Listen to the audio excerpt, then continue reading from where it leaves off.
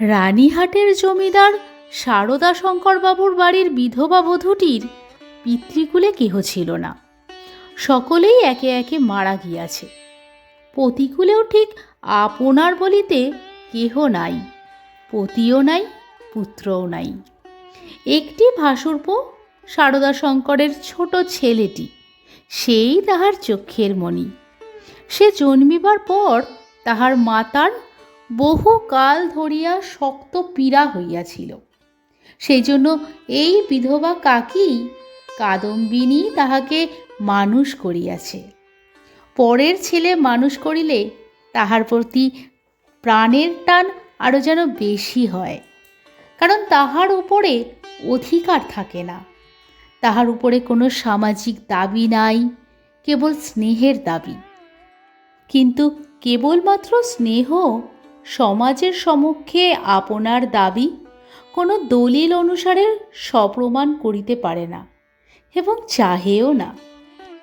কেবল অনিশ্চিত প্রাণের ধনটিকে দ্বিগুণ ব্যাকুলতার সহিত ভালোবাসে।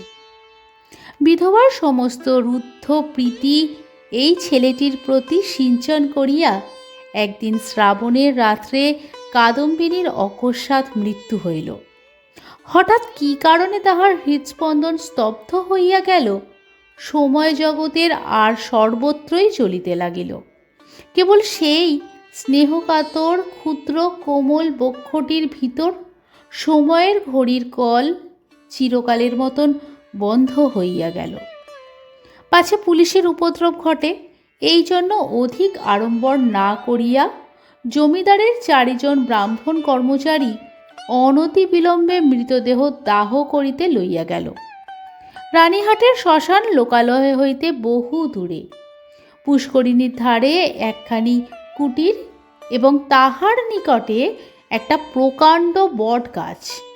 বৃহৎ মাঠে আর কোথাও কিচ্ছু নাই। পূর্বে এইখান দিয়া নদী বহিত, এখন নদী একেবারে শুকাইয়া গেছে। সেই শুষ্ক জলপথের এক অংশ খনন করিয়া শ্মশানের পুষ্করিণী নির্মিত হইয়াছে। এখনকার লোকেরা এই পুষ্করিণীকে পূর্ণ স্রোতস্বিনীর প্রতিনিধি স্বরূপ জ্ঞান করে। মৃতদেহ কুটিরের মধ্যে স্থাপন করিয়া চিতার কাঠ আসিবার প্রতীক্ষায় 4 জনে বসিয়া রহিল।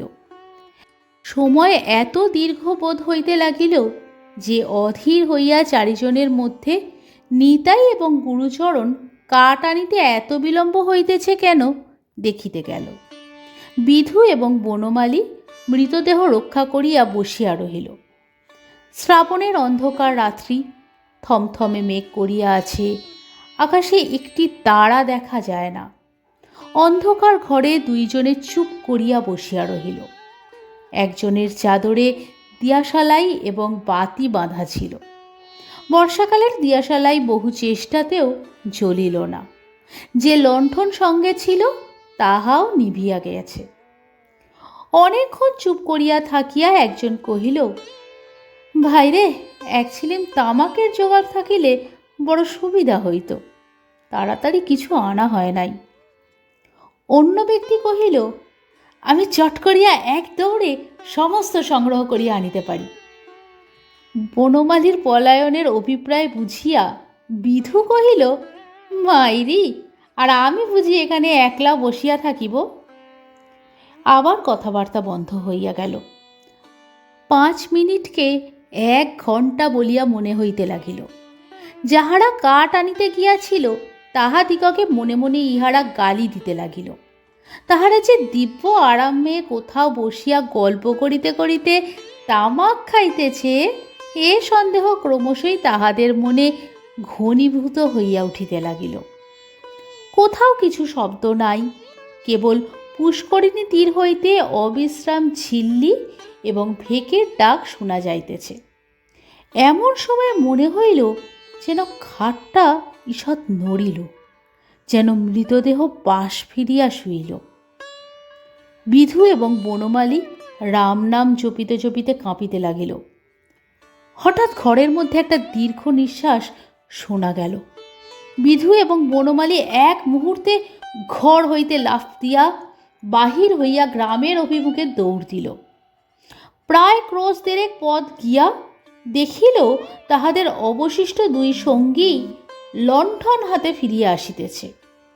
তাহারা বাস্তবিকই তামাক খাইতে গিয়াছিল।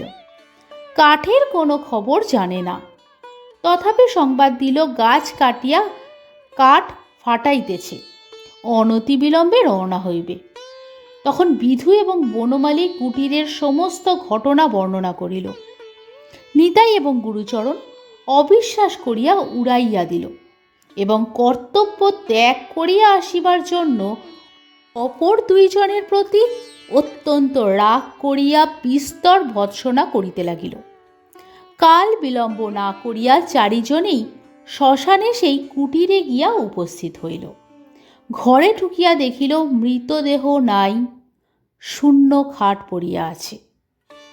পরস্পর মুখ চাহিয়া রহিল, যদি শৃগালে লইয়া গিয়া থাকে, কিন্তু আচ্ছাদন বস্ত্রটি পর্যন্ত নাই। সন্ধান করিতে করিতে বাহিরে গিয়া দেখে কুঠিরের ধারের কাছে খানিকটা কাদা জমিয়াছিল, তাহাতে স্ত্রীলোকের সদ্য এবং ক্ষুদ্র পদচিহ্ন। শারদাশঙ্কর সহজ লোক নহেন, তাহাকে এই ভূতের গল্প বলিলে হঠাৎ যে কোনো শুভফল পাওয়া যাইবে এমন সম্ভাবনা নাই। তখন 4 জনে বিস্তর পরামর্শ করিয়া স্থির করিল যে দাহকার্য সমাধা হইয়াছে এইরূপ খবর দেওয়াই ভালো।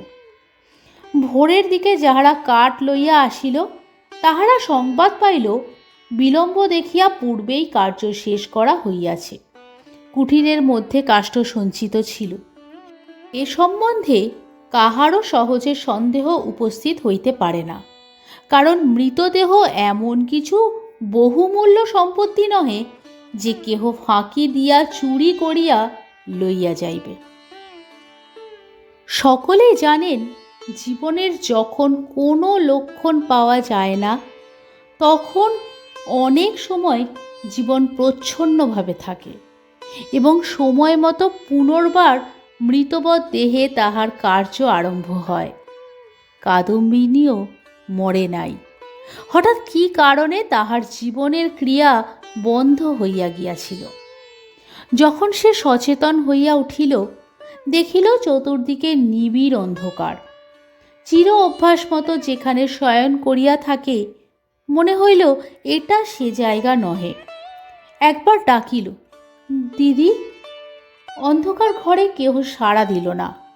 সভয়ে উঠিয়া বসিল। মনে পড়িল সেই মৃত্যুশয্যার কথা। সেই হঠাৎ বক্ষের কাছে একটি বেদনা, শ্বাসরোধের উপক্রম। তাহার বড় যা ঘরের কোণে বসিয়া একটি অগ্নিকুণ্ডের উপরে খোকার জন্যে দুধ গরম করিতেছে। কাদম্বিনী আর দাঁড়াতে না পারিয়া বিছানার উপর আছাড় খাইয়া পড়িল। রুদ্ধ কণ্ঠে কহিল, দিদি, একবার খোকাকে আনিয়া দাও, আমার প্রাণ কেমন করিতেছে। তাহার পর সমস্ত কালো হইয়া আসিল, যেন একটি লেখা পাতার উপরে দোয়াত শুদ্ধ কালি গড়াইয়া পড়িল। কাদম্বিনীর সমস্ত স্মৃতি এবং চেতনা, বিশ্বগ্রন্থের সমস্ত অক্ষর এক মুহূর্তে একাকার হইয়া গেল।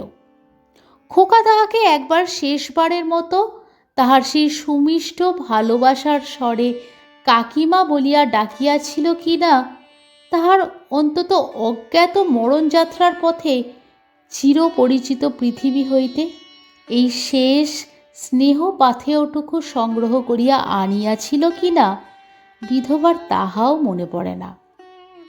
প্রথমে মনে হইল, যৌমালয় বুঝি এইরূপ চির নির্জন এবং চির অন্ধকার। সেখানে কিছুই দেখিবার নাই, শুনিবার নাই, কাজ করিবার নাই, কেবল চিরকাল এইরূপ জাগিয়া উঠিয়া বসিয়া থাকিতে হইবে। তাহার পর যখন মুক্ত দ্বার দিয়া হঠাৎ একটা ঠান্ডা বাদলার বাতাস দিল এবং বর্ষার ভেকের ডাক কানে প্রবেশ করিল, তখন এক মুহূর্তে তাহার এই স্বল্প জীবনের শৈশব, সমস্ত বর্ষার স্মৃতি ঘনীভূতভাবে তাহার মনে উদয় হইল এবং পৃথিবীর নিকট সংস্পর্শ সে অনুভব করিতে পারিল। একবার বিদ্যুৎ চমকিয়া উঠিল। সম্মুখে পুষ্করিণী, বটগাছ, বৃহৎ মাঠ এবং সুদূর তরুশ্রেণী এক পলকে চোখে পড়িল। মনে পড়িল মাঝে মাঝে পুণ্যতিথি উপলক্ষে এই পুষ্করিণীতে আসিয়া স্নান করিয়াছে এবং মনে পড়িল সেই সময়ে এই শ্মশানে মৃতদেহ দেখিয়া মৃত্যুকে কি ভয়ানক মনে হইত। প্রথমে মনে হইল বাড়ি ফিরিয়া যাইতে হইবে, কিন্তু তখনই ভাবিল আমি তো বাঁচিয়া নাই, আমাকে বাড়িতে লইবে কেন? সেখানে যে অমঙ্গল হইবে। জীবরাজ্য হইতে আমি যে নির্বাসিত হইয়া আসিয়াছি, আমি যে আমার প্রেতাত্মা। তাই যদি না হইবে তবে সে এই অর্ধরাতে সারদা শঙ্করের সুরক্ষিত অন্তঃপুর হইতে এই দুর্গম শ্মশানে আসিল কেমন করিয়া? এখনও যদি তার অন্ত্যেষ্টিক্রিয়া শেষ না হইয়া থাকে তবে দাহ করিবার লোকজন গেল কোথায়? সারদা শঙ্করের আলোকৃত গৃহে তাহার মৃত্যুর শেষে মুহূর্ত মনে পড়িল। তাহার পরেই এই বহু দূরবর্তী জনশূন্য অন্ধকার শ্মশানের মধ্যে আপনাকে একাকিনী দেখিয়া সে জানিল আমি এই পৃথিবীর জনসমাজের আর কেহ নহি। আমি অতি ভীষণ অকল্যাণকারিণী, আমি আমার প্রেতাত্মা। এই কথা মনে উদয় হইবা মাত্র তাহার মনে হইল তাহার চতুর্দিক হইতে বিশ্ব নিয়মের সমস্ত বন্ধন যেন ছিন্ন হইয়া গিয়াছে, যেন তাহার অদ্ভুত শক্তি, অসীম স্বাধীনতা, যেখানে ইচ্ছা যাইতে পারে, যাহা ইচ্ছা করিতে পারে। এই অভূতপূর্ব নতুনভাবে আবির্ভাবের উন্মাদের মতো হইয়া হঠাৎ একটা দমকা বাতাসের মতো ঘর হইতে বাহির হইয়া অন্ধকার শ্মশানের উপর দিয়া চলিল। মনে লজ্জা, ভয়, ভাবনার লেশ মাত্র রহিল না। চলিতে চলিতে চরণ শ্রান্ত, দেহ দুর্বল হইয়া আসিতে লাগিল। মাঠের পর মাঠ আর শেষ হয় না, মাঝে মাঝে ধান ক্ষেত্র, কোথাও বা এক হাঁটু জল দাঁড়াইয়া আছে।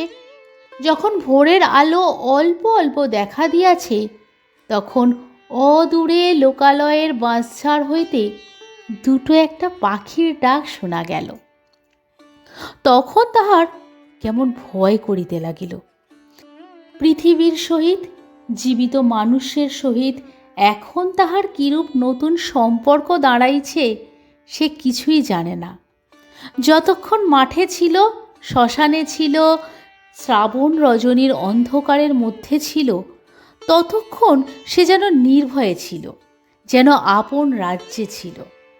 দিনের আলোকে লোকালয় তাহার পক্ষে অতি ভয়ঙ্কর স্থান বলিয়া বোধ হইল। মানুষ ভূতকে ভয় করে, ভূতও মানুষকে ভয় করে। মৃত্যু নদীর দুই পারে দুজনের বাস। কাপড়ে কাদা মাখিয়া অদ্ভুত ভাবের বসে ও রাত্রি জাগরণে পাগলের মতন হইয়া কাদম্বিনীর যেরূপ চেহারা হইয়াছিল তাহাতে মানুষ তাহাকে দেখিয়া ভয় পাইতে পারিত এবং ছেলেরা বোধহয় দূরে পলাইয়া গিয়া তাহাকে ঢেলা মারিত। সৌভাগ্যক্রমে একটি পথিক ভদ্রলোক তাহাকে সর্বপ্রথমে এই অবস্থায় দেখিতে পায়। সে আসিয়া কহিল, মা, তোমাকে ভদ্রকুল বলিয়া বোধ হইতেছে, তুমি এ অবস্থায় একলা পথে কোথায় চলিয়াছ? কাদম্বিনী প্রথমে কোনো উত্তর না দিয়া তাকাইয়া রহিল। হঠাৎ কিছুই ভাবিয়া পাইল না। সে যে সংসারের মধ্যে আছে, তাহাকে যে ভদ্রকুলবধূর মতন দেখাইতেছে, গ্রামের পথে পথিক তাহাকে যে প্রশ্ন জিজ্ঞাসা করিতেছে, এ সমস্ত তাহার কাছে অভাবনীয় বলিয়া বোধ হইল। পথিক তাহাকে পুনশ্চ কহিল, চলো মা, আমি তোমাকে ঘরে পৌঁছিয়া দিই। তোমার বাড়ি কোথায় আমাকে বলো। কাদম্বিনী চিন্তা করিতে লাগিল। শ্বশুর বাড়ি ফিরিবার কথা মনে স্থান দেওয়া যায় না, বাপের বাড়ি তো নাই। তখন ছেলেবেলার সইকে মনে পড়িল। সই যোগমায়ার সহিত যদিও ছেলেবেলা হইতেই বিচ্ছেদ, তথাপি মাঝে মাঝে চিঠিপত্র চলে। এক এক সময় রীতিমতো ভালোবাসার লড়াই চলিতে থাকে। কাদম্বিনী জানাইতে চাহে ভালোবাসা তাহার দিকেই প্রবল। যোগমায়া জানাইতে চাহে কাদম্বিনী তাহার ভালোবাসার যথোপযুক্ত প্রতিদান দেয় না।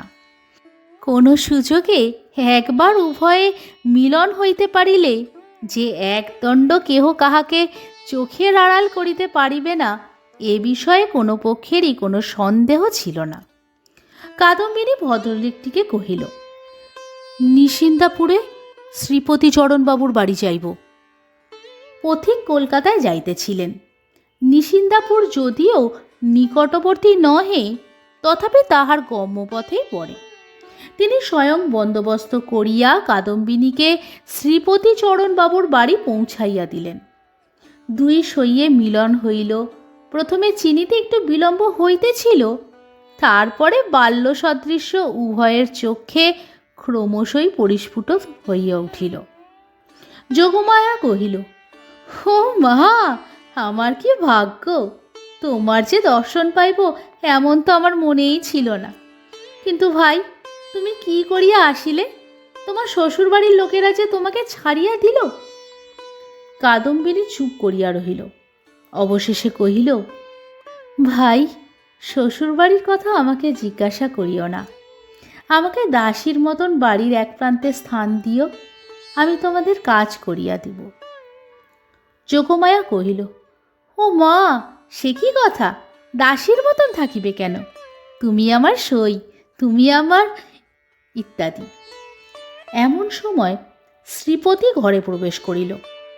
কাদম্বিনী খানিকক্ষণ তাহার মুখের দিকে তাকাইয়া ধীরে ধীরে ঘর হইতে বাহির হইয়া গেল। মাথায় কাপড় দেওয়া বা কোনরূপ সংকোচ বা সম্ভ্রমের লক্ষণ দেখা গেল না। পাছে তাহার সইয়ের বিরুদ্ধে শ্রীপতি কিছু মনে করে, এজন্য ব্যস্ত হইয়া যোগমায়া নানা রূপে তাহাকে বুঝাইতে আরম্ভ করিল। কিন্তু এতই অল্প বুঝাইতে হইল এবং শ্রীপতি এত সহজে যোগমায়ার সমস্ত প্রস্তাবে অনুমোদন করিল যে যোগমায়া মনে মনে বিশেষ সন্তুষ্ট হইল না। কাদম্বিনী সইয়ের বাড়িতে আসিল, কিন্তু সইয়ের সঙ্গে মিশিতে পারিল না। মাঝে মৃত্যুর ব্যবধান। আত্মসম্বন্ধে সর্বদা একটা সন্দেহ, একটা চেতনা থাকিলে পরের সঙ্গে মেলা যায় না। কাদম্বিনী যোগমায়ার মুখের দিকে চায় এবং কি যেন ভাবে। মনে করে স্বামী এবং ঘরকন্যা লইয়া ও যেন বহু দূরে আর এক জগতে আছে। স্নেহ, মমতা এবং সমস্ত কর্তব্য লইয়া ও যেন পৃথিবীর লোক, আর আমি যেন শূন্য ছায়া। ও যেন অস্তিত্বের দেশে, আর আমি যেন অনন্তের মধ্যে। যোগমায়ারও কেমন কেমন লাগিল, কিছুই বুঝিতে পারিল না। স্ত্রীলোক রহস্য সহ্য করিতে পারে না, কারণ অনিশ্চিতকে লইয়া কবিত্ব করা যায়, বীরত্ব করা যায়, পাণ্ডিত্য করা যায়, কিন্তু ঘরকন্যা করা যায় না।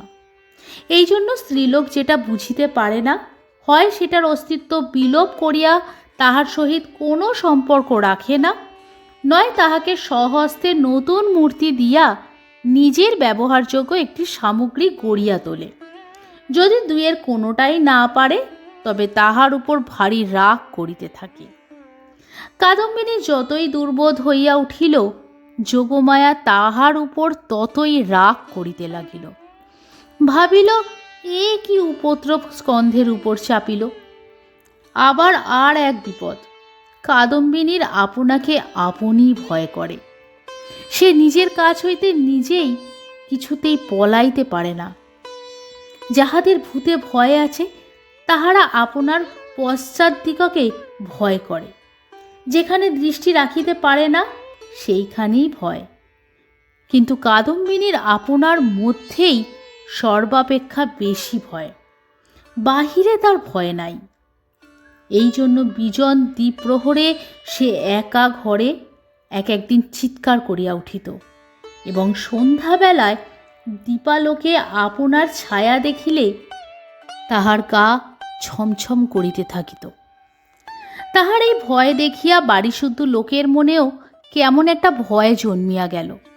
চাকর দাসীরা এবং যোগমায়াও যখন তখন যেখানে সেখানে ভূত দেখিতে আরম্ভ করিল। একদিন এমন হইল, কাদম্বিনী অর্ধরাত্রে আপন শয়ন গৃহ হইতে কাঁদিয়া বাহির হইয়া একেবারে যোগমায়ার গৃহদ্বারে আসিয়া কহিল, দিদি দিদি, তোমার দুটি পায়ে পড়ি গো, আমায় একলা ফেলিয়া রাখিও না। যোগমায়ার যেমন ভয়ও পাইল তেমন রাগও হইল। ইচ্ছা করিল তদ্দণ্ডেই কাদম্বিনীকে দূর করিয়া দেয়।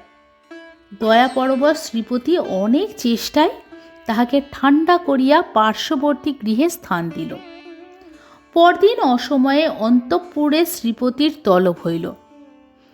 যোগমায়া তাহাকে অকস্মাৎ ভর্ৎসনা করিতে আরম্ভ করিল।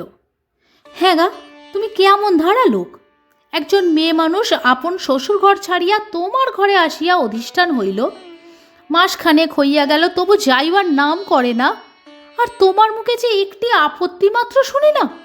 তোমার মনের ভাবটা কি বুঝাইয়া বলো দেখি। তোমরা পুরুষ মানুষ এমনি জাতি বটে।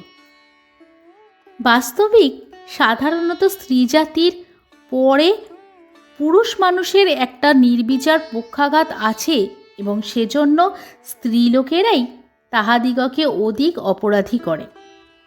নিঃসহায়া অথচ সুন্দরী কাদম্বিনীর প্রতি শ্রীপতির করুণা যে যথোচিত মাত্রার চেয়ে কিঞ্চিত অধিক ছিল, তাহার বিরুদ্ধে তিনি যোগমায়ার গাত্রস্পর্শপূর্বক শপথ করিতে উদ্যত হইলেও তাহার ব্যবহারে তাহার প্রমাণ পাওয়া যাইত।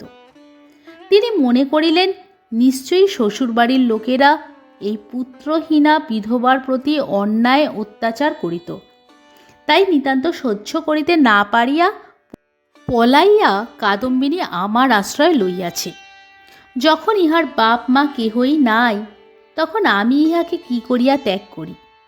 এই বলিয়া তিনি কোনরূপ সন্ধান লইতে ক্ষান্ত ছিলেন না, এবং কাদম্বিনীকেও এই অপ্রীতিকর বিষয়ে প্রশ্ন করিয়া ব্যথিত করিতে তাহার প্রবৃত্তি হইত না। তখন তাহার স্ত্রী তাহার অসার কর্তব্য বুদ্ধিতে নানা প্রকার আঘাত দিতে লাগিল। কাদম্বিনীর শ্বশুরবাড়িতে খবর দেওয়া যে তাহার গৃহের শান্তি রক্ষার পক্ষে একান্ত আবশ্যক, তাহা তিনি বেশ বুঝিতে পারিলেন। অবশেষে স্থির করিলেন, হঠাৎ চিঠি লিখিয়া বসিলে ভালো ফল নাও হইতে পারে। অতএব রানীহাটে তিনি নিজে গিয়া সন্ধান লইয়া যাহা কর্তব্য স্থির করিবেন। শ্রীপতি তো গেলেন। এদিকে যোগমায়া আসিয়া কাদম্বিনীকে কহিল, সই, এখানে তোমার আর থাকা ভালো দেখাইতেছে না, লোকে বলিবে কি? কাদম্বিনী গম্ভীরভাবে যোগমায়ার মুখের দিকে তাকাইয়া কহিল, লোকের সঙ্গে আমার সম্পর্ক কি? যোগমায়া কথা শুনিয়া অবাক হইয়া গেল। কিঞ্চিৎ রাগিয়া কহিল, তোমার না থাকে আমাদের তো আছে, আমরা পরের ঘরের বধূকে কি বলিয়া আটক করিয়া রাখিব? কাদম্বিনী কহিল, আমার শ্বশুর ঘর কোথায়? যোগমায়া ভাবিল, মরণ, পোড়া কপালি বলে কি? কাদম্বিনী ধীরে ধীরে কহিল, আমি কি তোমাদের কেহ? আমি কি এ পৃথিবীর? তোমরা হাসিতেছ, কাঁদিতেছ, ভালোবাসিতেছ, সবাই আপন আপন লইয়া আছো। আমি তো কেবল চাহিয়া আছি। তোমরা মানুষ আর আমি ছায়া। বুঝিতে পারি না ভগবান আমাকে তোমাদের এই সংসারের মাঝে কেন রাখিয়াছেন। তোমরাও ভয় করো পাছে তোমাদের হাসি খেলার মধ্যে আমি অমঙ্গল আনি। আমিও বুঝিয়া উঠিতে পারি না তোমাদের সঙ্গে আমার সম্পর্ক কি। কিন্তু ঈশ্বর যখন আমাদের জন্য আর কোনো স্থান গড়িয়া রাখেন নাই, তখন কাজে কাজেই বন্ধন ছিঁড়িয়া যায়, তবু তোমাদের কাছেই ঘুরিয়া ঘুরিয়া বেড়াই। এমনিভাবে চাহিয়া কথাগুলো বলিয়া গেল যে যোগমায়া কেমন একরকম করিয়া মোটের ওপর একটা কি বুঝিতে পারিল, কিন্তু আসল কথাটা বুঝিল না। জবাবও দিতে পারিল না, দ্বিতীয়বার প্রশ্ন করিতেও পারিল না। অত্যন্ত ভারগ্রস্ত গম্ভীরভাবে চলিয়া গেল। রাত্রি প্রায় যখন 10টা, তখন শ্রীপতি রানীহাট হইতে ফিরিয়া আসিলেন। মুষলধারে বৃষ্টিতে পৃথিবী ভাসিয়া যাইতেছে। ক্রমাগতই তাহার ঝরঝর শব্দে মনে হইতেছে বৃষ্টির শেষ নাই, আজ রাত্রিও শেষ নাই। যোগমায়া জিজ্ঞাসা করিলেন, কি হইল? শ্রীপতি কহিলেন, সে অনেক কথা, পরে হইবে বলিয়া কাপড় ছাড়িয়া আহার করিলেন এবং তামাক খাইয়া শুইতে গেলেন। ভাবটা অত্যন্ত চিন্তিত। যোগমায়া অনেকক্ষণ কৌতূহল দমন করিয়াছিলেন। শয্যায় প্রবেশ করিয়াই জিজ্ঞাসা করিলেন, কি শুনিলে বলো না। শ্রীপতি কহিলেন, নিশ্চয় তুমি একটা ভুল করিয়াছ। শুনিবা মাত্র যোগমায়া মনে মনে ঈষৎ রাগ করিলেন। ভুল মেয়েরা কখনোই করে না, যদি বা করে কোনো সুবুদ্ধি পুরুষের সেটা উল্লেখ করা কর্তব্য হয় না। নিজের ঘাড় পাতিয়া লওয়াই সুযুক্তি। যোগমায়া কিঞ্চিত উষ্ণভাবে কহিলেন, কিরকম শুনি? শ্রীপতি কহিলেন, যে স্ত্রীলোকটিকে তোমার ঘরে স্থান দিয়াছ সে তোমার সই কাদম্বিনী নহে। এমনতর কথা শুনিলে সহজেই রাগ হইতে পারে, বিশেষত নিজের স্বামীর মুখে শুনিলে তো কথাই নাই। যোগমায়া কহিলেন, আমার সইকে আমি চিনি না, তোমার কাছ হইতে চিনিয়া লইতে হইবে? কি কথা শ্রী! শ্রীপতি বুঝাইলেন, এ স্থলে কথার শ্রী লইয়া কোনরূপ তর্ক হইতেছে না, প্রমাণ দেখিতে হইবে। যোগমায়ার সই কাদম্বিনী যে মারা গিয়াছে তাহাতে কোনো সন্দেহ নাই। যোগমায়া কহিলেন, ওই শোনো, তুমি নিশ্চয়ই একটা গোল পাকাইয়া আসিয়াছ। কোথায় যাইতে কোথায় গিয়াছ, কি শুনিতে কি শুনিয়াছ তাহার ঠিক নাই। তোমাকে নিজে যাইতে কে বলিল? একখানা চিঠি লিখে দিলেই সমস্ত পরিষ্কার হইত। নিজের কর্মপটুতার প্রতি স্ত্রীর এইরূপ বিশ্বাসের অভাবে শ্রীপতি অত্যন্ত ক্ষুণ্ণ হইয়া বিস্তারিতভাবে সমস্ত প্রমাণ প্রয়োগ করিতে লাগিলেন, কিন্তু কোনো ফল হইল না। উভয় পক্ষেই হ্যাঁ না করিতে করিতে রাত্রি দ্বিপ্রহর হইয়া গেল। যদিও কাদম্বিনীকে এই দণ্ডেই গৃহ হইতে বহিষ্কার করিয়া দেওয়া সম্বন্ধে স্বামী স্ত্রী কাহারও মতভেদ ছিল না, কারণ শ্রীপতির বিশ্বাস তাহার অতিথির ছদ্ম পরিচয়ে তাহার স্ত্রীকে এতদিন প্রতারণা করিয়াছে, এবং যোগমায়ার বিশ্বাস সে কুল ত্যাগিনী। তথাপি উপস্থিত তর্কটা সম্বন্ধে উভয়ের কেহই হার মানিতে চাহে না। উভয়ের কণ্ঠস্বর ক্রমেই উচ্চ হইয়া উঠিতে লাগিল। ভুলিয়া গেলেন পাশের ঘরেই কাদম্বিনী শুইয়া আছে। একজন বলেন, ভালো বিপদেই পড়া গেল, আমি নিজের কানে শুনিয়া আসিলাম। আর একজন দৃঢ়স্বরে বলেন, সে কথা বলিলে মানিব কেন, আমি নিজের চক্ষে দেখিতেছি। অবশেষে যোগমায়া জিজ্ঞাসা করিলেন, আচ্ছা, কাদম্বিনী কবে মরিল বলো দেখি? ভাবিলেন কাদম্বিনীর কোনো একটা চিঠির তারিখের সহিত অনৈক্য বাহির করিয়া শ্রীপতির ভ্রম সপ্রমাণ করিয়া দিবেন।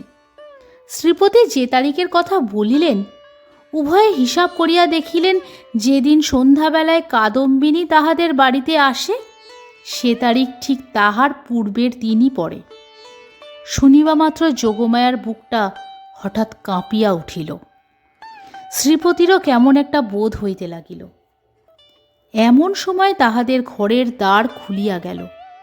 একটা বাদলার বাতাস আসিয়া প্রদীপটা ফস করিয়া নিভিয়া গেল। বাহিরের অন্ধকার প্রবেশ করিয়া এক মুহূর্তে সমস্ত ঘরটা আগা গোড়া ভরিয়া গেল।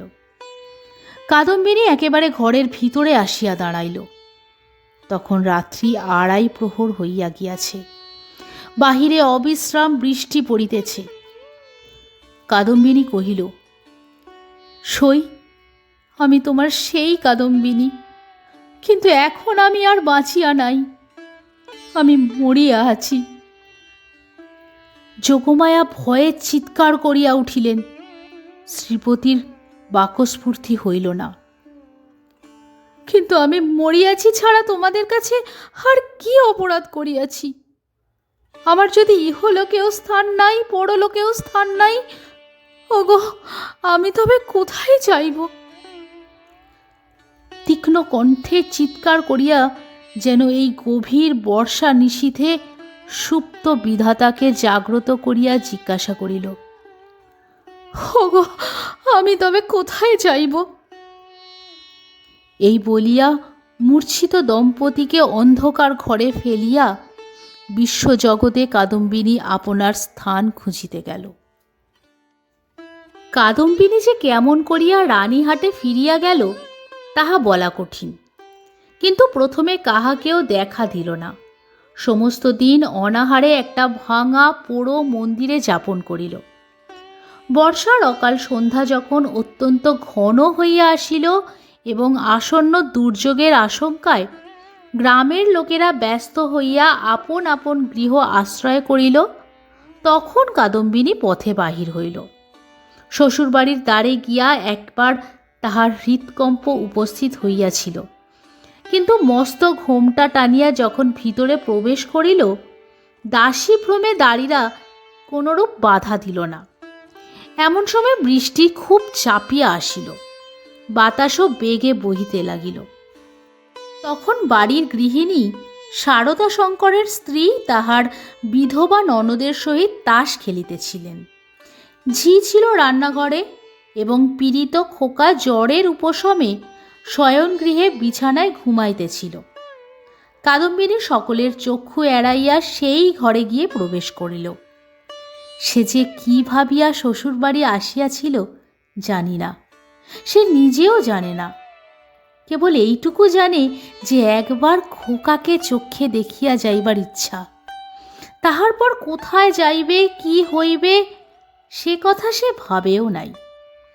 দীপালোকে দেখিল রুগ্ন শীর্ণ খোকা হাত মুঠা করিয়া ঘুমাইয়া আছে। দেখিয়া উত্তপ্ত হৃদয় যেন ত্রিশাতুর হইয়া উঠিল। তাহার সমস্ত বালাই লইয়া তাহাকে একবার বুকে চাপিয়া না ধরিলে কি বাঁচা যায়? আর তাহার পর মনে পড়িল, আমি নাই, ইহাকে দেখিবার কে আছে? ইহার মা সঙ্গ ভালোবাসে, গল্প ভালোবাসে, খেলা ভালোবাসে। এতদিন আমার হাতে ভার দিয়াই সে নিশ্চিন্ত ছিল। কখনো কাহাকেও ছেলে মানুষ করিবার কোনো দায় পোহাইতে হয় নাই। আজ ইহাকে কে তেমন করিয়া যত্ন করিবে? এমন সময় খোকা হঠাৎ পাশ ফিরিয়া অর্ধ নিদ্রিত অবস্থায় বলিয়া উঠিল, কাকিমা জল দে। আহ, মরিয়া যাই, সোনা আমার, তোর কাকিমাকে এখনো ভুলিস নাই? তাড়াতাড়ি কুজা হইতে জল গড়াইয়া লইয়া খোকাকে বুকের উপর তুলিয়া কাদম্বিনী তাহাকে জল পান করাইল। যতক্ষণ ঘুমের ঘোর ছিল, চির অভ্যাস মতন কাকিমার হাত হইতে জল খাইতে খোকার কিছু আশ্চর্যবোধ হইল না।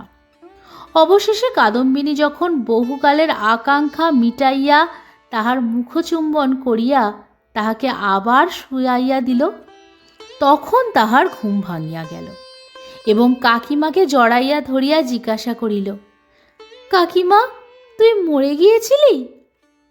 কাকিমা কহিল, হ্যাঁ খোকা। আবার তুই খোকার কাছে ফিরে এসেছিস, আর তুই মরে যাবি নে? ইহার উত্তর দিবার পূর্বেই একটা গোল বাঁধিল। ঝি এক বাটি সাগু হাতে করিয়া ঘরে প্রবেশ করিতেছিল। হঠাৎ বাটি ফেলিয়া মাগো বলিয়া আছাড় খাইয়া পড়িল।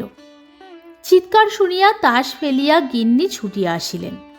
ঘরে ঢুকিতেই তিনি একেবারে কাঠের মতন হইয়া গেলেন। পলাইতেও পারিলেন না, মুখ দিয়া একটি কথাও সরিল না। এই সকল ব্যাপার দেখিয়া খোকারও মনে ভয়ের সঞ্চার হইয়া উঠিল। সে কাঁদিয়া উঠিল, কাকিমা তুই যা। কাদম্বিনী অনেক দিন পরে আজ অনুভব করিয়াছে যে সে মরে নাই। সেই পুরাতন ঘর দ্বার, সেই সমস্ত, সেই খোকা, সেই স্নেহ তাহার পক্ষে সমান জীবন্তভাবেই আছে। মধ্যে কোনো বিচ্ছেদ, কোনো ব্যবধান জন্মায় নাই। সইয়ের বাড়ি গিয়া অনুভব করিয়াছিল বাল্যকালের সেই সই মরিয়া গিয়াছে। খোকার ঘরে আসিয়া বুঝিতে পারিল খোকার কাকিমা তো এক তিলও মরে নাই। ব্যাকুলভাবে কহিল, দিদি, তোমরা আমাকে দেখিয়া ভয় কেন পাইতেছ? এই দেখো, আমি তোমাদের সেই তেমনি আছি। গিন্নি আর দাঁড়াইয়া থাকিতে পারিলেন না, মূর্ছিত হইয়া পড়িয়া গেলেন। ভগ্নীর কাছে সংবাদ পাইয়া শারদাশঙ্করবাবু স্বয়ং অন্তঃপুরে আসিয়া উপস্থিত হইলেন। তিনি জোর হস্তে কাদম্বিনীকে কহিলেন, ছোট বৌমা, এই কি তোমার উচিত হয়? সতীশ আমার বংশের একমাত্র ছেলে, উহার প্রতি তুমি কেন দৃষ্টি দিতেছ? আমরা কি তোমার পর? তুমি যাওয়ার পর হইতে ও প্রতিদিন শুকাইয়া যাইতেছে। উহার ব্যামো আর ছাড়ে না, দিন রাত কেবল কাকিমা কাকিমা করে। যখন সংসার হইতে বিদায় লইয়াছ তখন এ মায়া বন্ধন ছিঁড়িয়া যাও, আমরা তোমার যথাচিত সৎকার করিব। তখন কাদম্বিনী আর সহিতে পারিল না, তীব্র কণ্ঠে বলিয়া উঠিল, হো গো, আমি মরি নাই গো, মরি নাই। আমি কেমন করিয়া তোমাদের বুঝাইব? আমি মরি নাই, এই দেখো আমি বাঁচিয়া আছি। বলিয়া কাঁসার বাটিটা ভূমি হইতে তুলিয়া কপালে আঘাত করিতে লাগিল। কপাল ফাটিয়া রক্ত বাহির হইতে লাগিল। তখন বলিল, এই দেখো আমি বাঁচিয়া আছি। শারদাশঙ্কর মূর্তির মতন দাঁড়াইয়া রহিলেন। খোকা ভয়ে বাবাকে ডাকিতে লাগিল। দুটি মূর্ছিতা রমণী মাটিতে পড়িয়া রহিল। তখন কাদম্বিনী, ওগো, আমি মরি নাই গো, মরি নাই গো, মরি নাই বলিয়া চিৎকার করিয়া ঘর হইতে বাহির হইয়া সিঁড়ি বাহিয়া নামিয়া অন্তঃপুরের পুষ্করিণীর জলের মধ্যে গিয়া পড়িল। শারদাশঙ্কর উপরের ঘর হইতে শুনিতে পাইলেন ছপাস করিয়া একটা শব্দ হইল।